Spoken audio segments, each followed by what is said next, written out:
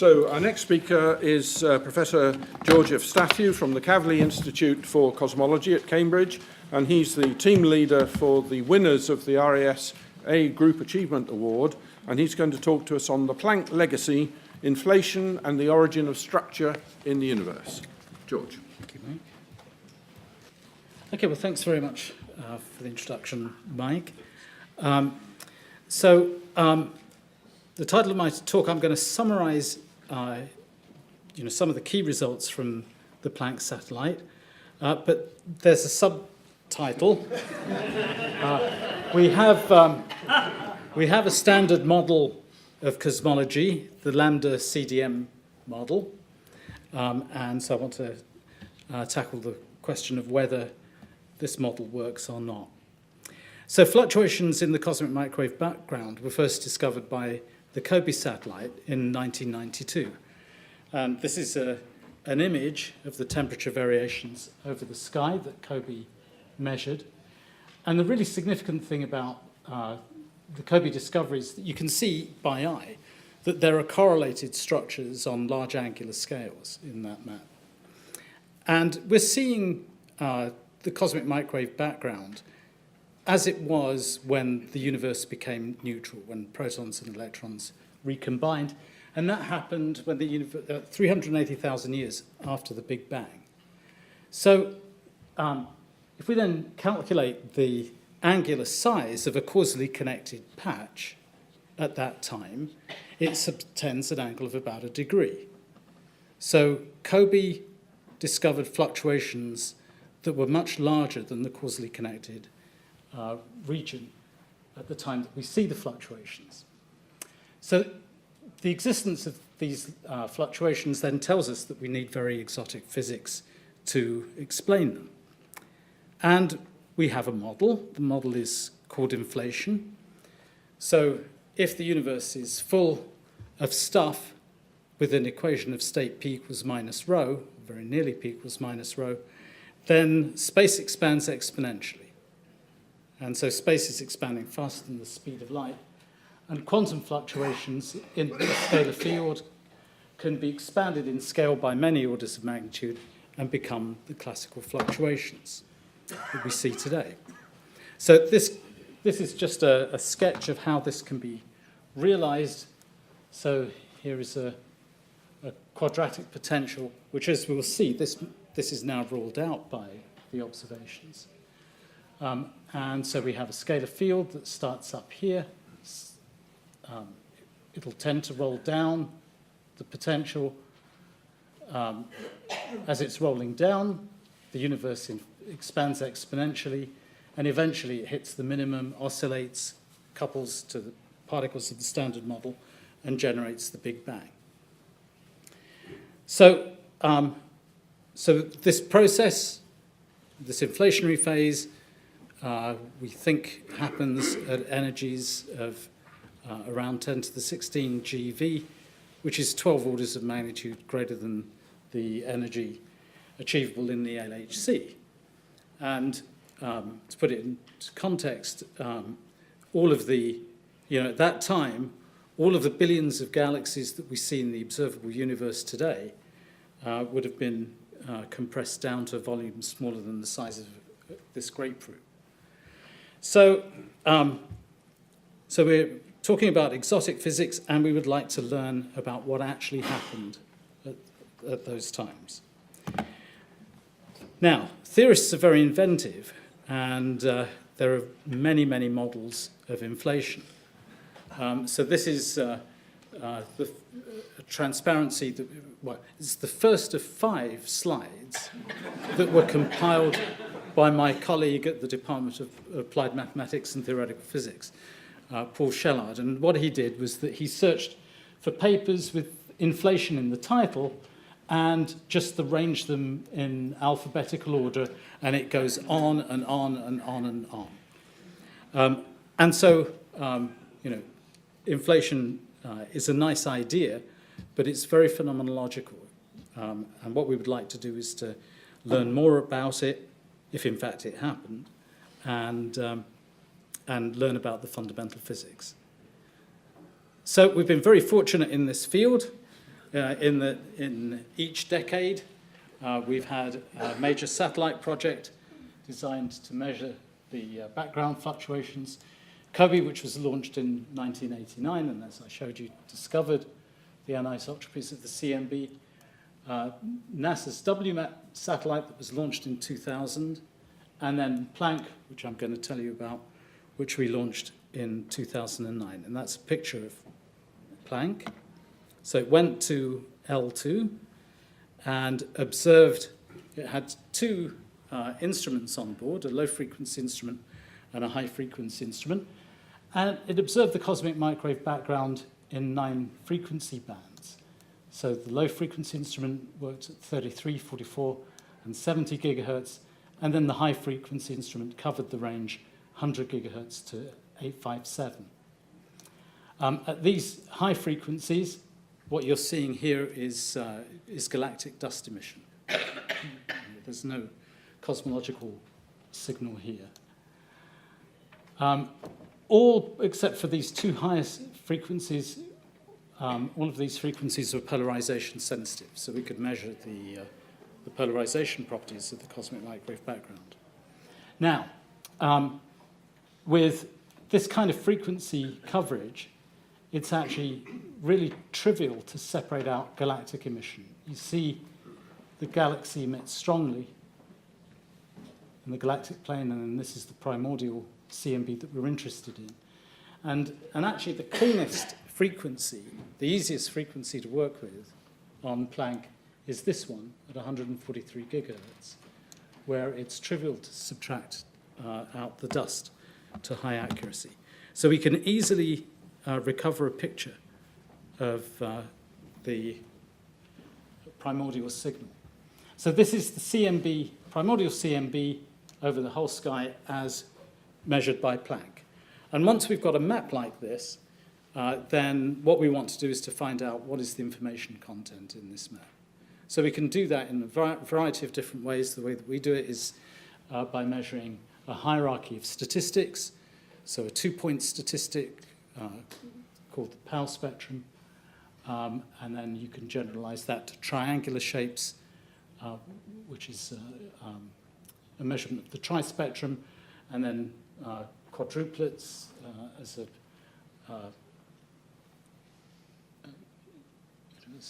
4-point spectrum. So we can measure these hierarchy of statistics. If the field responsible for inflation is a free field, then we expect these fluctuations to be Gaussian. So all of the information is contained in the 2-point statistic. And then the 4-point statistic is actually, turns out to have very useful information, because we use that to measure the effect of gravitational lensing of the primary fluctuations. So the next slide shows you our first results on the PAL spectrum. So this is the PAL spectrum plotted as a function of multipole. So multipole is the inverse of the angular scale between 2 points in radians. We plot it like this so that this tells you the mean square amplitude of the fluctuations on a particular angular scale. And at large scales, the measurements are nearly flat, which is the signature of a nearly scale invariant spectrum. And then we see these series of acoustic peaks. And this characteristic scale is the maximum distance that a sound wave can travel from the birth of the Big Bang till the time that the universe recombined. So that defines a scale of about 2 degrees. Okay, so, and, okay, the little dots are the PAL spectrum multipole by multipole, and then the blue points are averages of the measurements in bands of width about 30 multipoles. The red line is the predictions of an inflationary lambda CDM model. Okay? And it fits the observations essentially perfectly. And then we see here on the lower panel, I've plotted the residuals, just the differences between the theory and the observations. So inflation with adiabatic fluctuations with a slight tilt and so on fits the data beautifully. That's what we had in 2013, and then the latest results that we published earlier this year, that's the power spectrum. Okay, so the only difference, if you look carefully, the errors have gone down because we analysed half the mission in 2013, whereas we're analysing the full mission in 2018. And if you look carefully, you see that the only significant difference is a change in the calibration. So the calibration absolute calibration in the power spectrum has changed by 3%. And again, with improved errors, the scatter of these residuals goes down, and the model fits the data really well. Now, between 2013 and 2018, most of our work has been spent on analysing the polarization properties. And so this shows you the power spectrum of the temperature anisotropies correlated with E-mode polarization patterns. And so I've shown you the points here. And then this red line isn't a fit to these points. It's what we expect from this theoretical model here. And you can see that it fits really well. And here are the residuals down below. And then this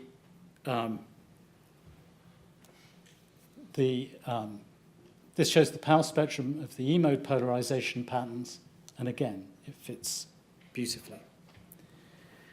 So from 4-point statistics, we can measure the effects of lensing of intervening matter on the temperature anisotropies. And this allows us to construct a map of the lensing potential field. So this is lensing by matter at a typical redshift of about 2. Okay? And this is our lensing map. And this is the power spectrum of the lensing potential. And again, this is the solid line here is what we expect from the best fit to the temperature power spectrum. So those are some of the results from Planck. There's a lot of other science that Planck has contributed to, not just the cosmology.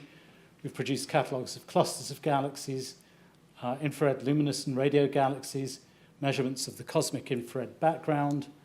Planck has been very important in modeling galactic emission from radio frequencies up to terahertz frequencies.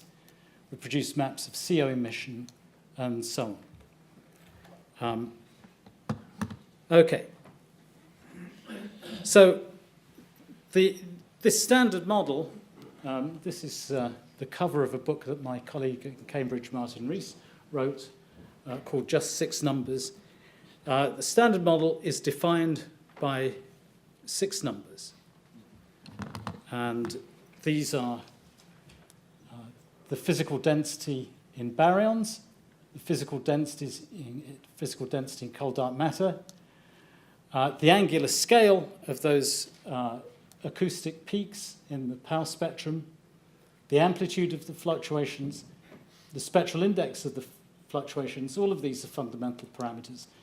And then the 6th parameter is the optical depth to Thomson scattering that arises from when the universe was reionized at late times. So we need to know that as well. So we know that the universe was reionized, was highly ionized at a redshift of less than 6, but until Planck we didn't really know when that happened. So we can get that by looking at the polarization patterns and very large angular scales from Planck. This is one of the most difficult things that we've done with the data. And these are the constraints on when the universe was reionized. So we believe that it was reionized at late times, which is consistent with other astrophysical measurements. Okay, I'm not even going to give you the values of these 6 parameters because, they're measured so accurately now that really nobody cares. But here's the situation when we published the first results from Planck in 2013. The power spectrum measurements that I showed you were in very good agreement with our own measurements of the lensing of the cosmic microwave background. They were also consistent with geometrical measurements. You see acoustic peak signatures in the distribution of galaxies, and that gives you a measurement of the angular diameter distance at the redshift of the galaxies. So these are called baryon acoustic oscillations, and we were in very good agreement with measurements of baryon acoustic oscillations. But we were in disagreement with the magnitude-distance relation from type 1a supernovae. We inferred the Hubble constant, and our measurements were around 2.5 standard deviations away from direct measurements of the Hubble constant. And then we were in disagreement with measurements of the amplitude of the fluctuations from weak galaxy lensing surveys, from counting rich clusters of galaxies, and from measuring the effects of redshift space distortions on the galaxy distribution. So in other words, we were in disagreement with practically the whole of astrophysics. So the results were, they were met with a bit of surprise. So what's happened since? That was in 2013. So in 2018, I'm just now summarizing what we say in the 2018 papers. We have very good agreement with Planck lensing. We're in beautiful agreement with even more precise measurements of baryon acoustic oscillations from galaxy surveys. This discrepancy has gone away, and we have very good agreement with supernova measurements. This has got worse. Okay, so Adam Rees and his collaborators now have 3.8 sigma deviation from our measurements. And then weak galaxy lensing is kind of ambiguous. There's about a sort of 2 sigma-ish tension. Cluster counts is, again, uncertain. And we're in good agreement with redshift space distortions. But the main point that I want to get across is that we've had 5 years, and we've analyzed the polarization as well, which is in very good agreement with the temperature, as I've shown you. And in 2018, we've just doubled down on our results. So if you believe the direct determinations, then there's something wrong with the standard lambda CDM model. Okay. Now, so that's the 6-parameter model. There is one additional parameter, which is very well motivated, and that is the amplitude of gravitational waves generated during inflation. We don't know what the number should be. We don't know what that amplitude should be. But inflationary models can predict high amplitudes of gravitational waves. And so there was a big surprise to us when in 2014 the BICEP team produced this picture of the polarization pattern measured in their small field of sky, but with very high sensitivity. And they claimed to detect a magnetic type polarization pattern, which is the signature of gravitational waves. So it's a big surprise to us because the amplitude that they inferred was higher than the values that we had already ruled out. So that was a big surprise. Got a lot of publicity, and if it had been correct, then it would have been a very important discovery. It would have given even further motivation to the inflationary model. But it would also have been the first time that a quantum gravitational effect had actually been measured. But it was short-lived, because what we did was we arranged a collaboration and we cross-correlated their maps at 150 gigahertz with our maps and showed conclusively, absolutely conclusively, that what they were seeing was galactic dust emission. So in fact, there's no detection of gravitational waves from inflation.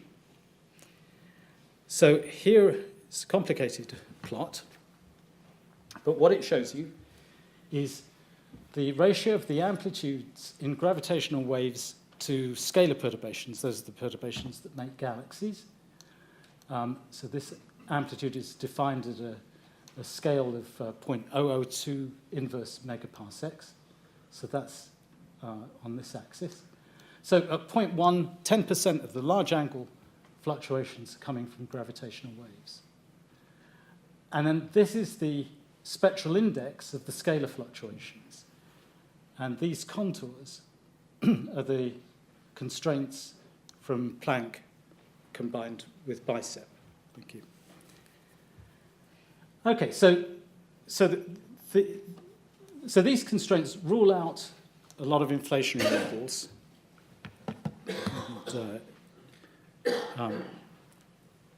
But what I want to talk about is what has happened, the way that this has been interpreted. So this is from a Scientific American article by Ilyas Steinhardt and Avi Loeb.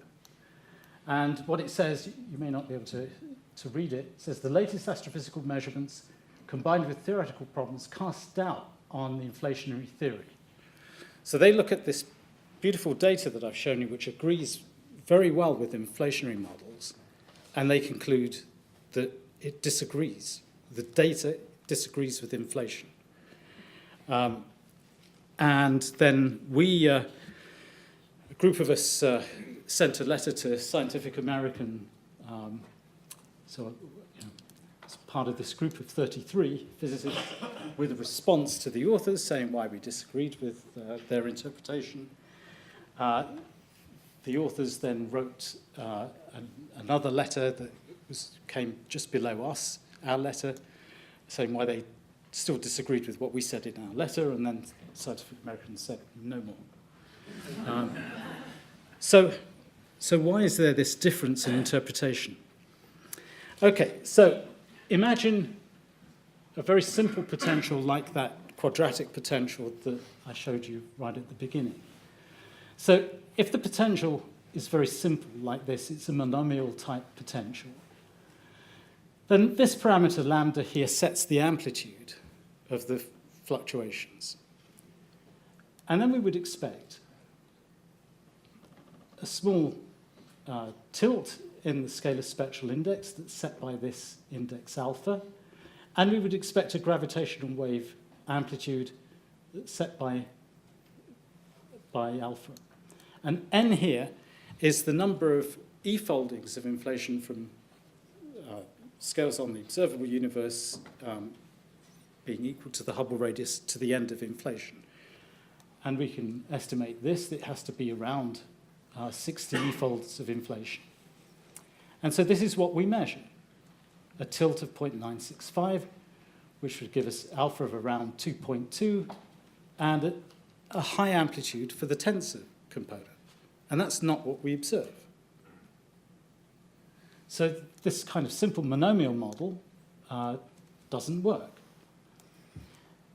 We can analyze inflation models in terms of slow roll parameters that are set by the derivatives of this potential with respect to the scalar field. So this parameter epsilon depends on the first derivative of the inflaton potential. This parameter eta depends on the second derivative. Both of these parameters have to be small for inflation to actually work. And then we can write the tilt in the spectral index as 1 minus 6 epsilon plus 2 eta.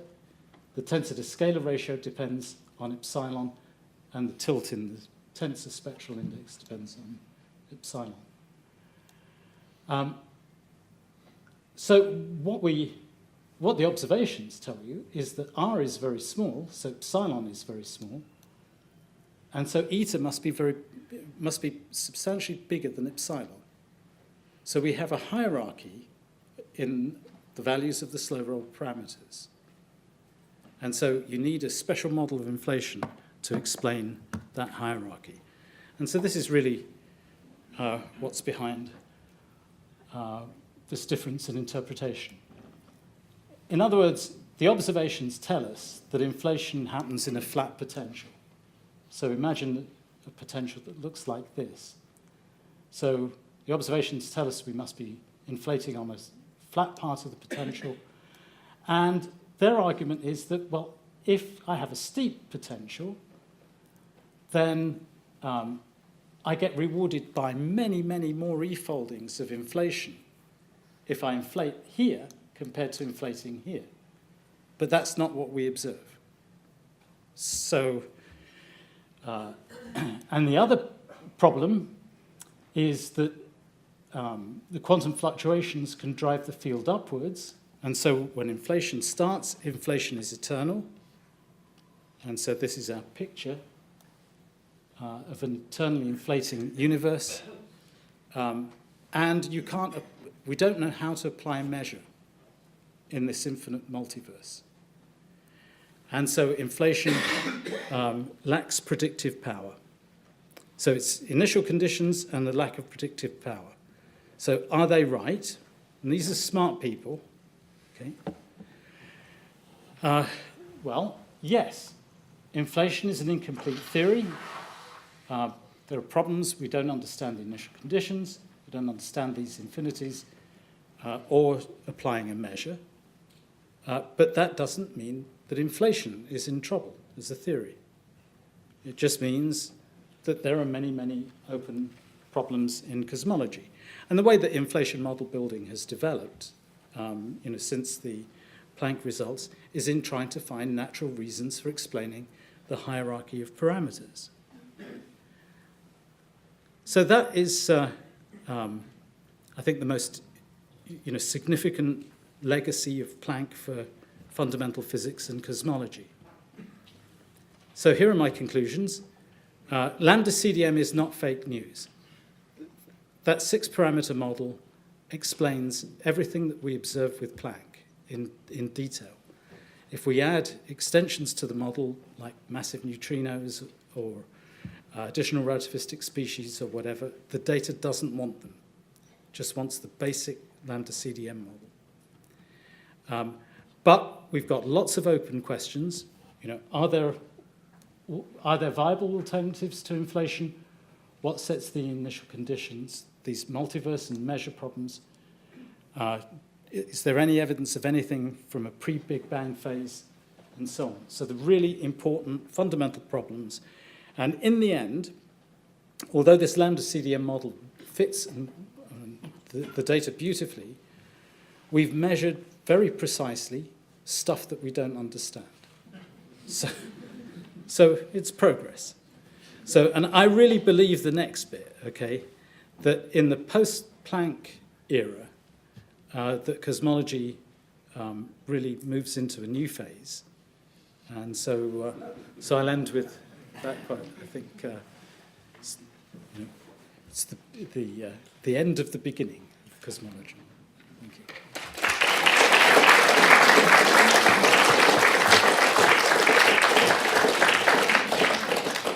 George, that was a very interesting talk indeed. So open for 2 questions, I think we can forward. Yes, please. From the point of view of the scientific method, is there not another problem and that is over the past roughly 40 years, since the sort of first beginnings of inflation, the standard model requires inflation, dark matter, dark energy, and yet none of these have been actually discovered on a sort of laboratory scale, so we don't actually know what physics we're talking about. No, and is that a problem? Yeah, of course it is. Of course it is. I mean, you know, the fact that this model fits the data, you know, and we know parameters very accurately and so on. You know, some people might say, well, you know, cosmology is finished, okay, but it isn't. Right? There are these huge open problems, and we could be very wrong. So there's all to play for. Another question? Another simple question? Yes, one at the back there. Yeah. Hi. So you talked about the measure problem of inflation. Would you not get an equivalent problem in the very late times with dark energy? And would those people use that as an argument against dark energy, for example? Yeah. Yes, I think it's interesting that I agree. You have the same type of problem with late-time dark energy. So there are, I'm sure you know, there are real conceptual problems with infinite de Sitter space. Okay. So so yes, so we add that to the list of fundamental problems. Okay, I think we should stop there, but George, you obviously need more grant funding, I think. Is that the issue? Okay, let's thank George again. Very good.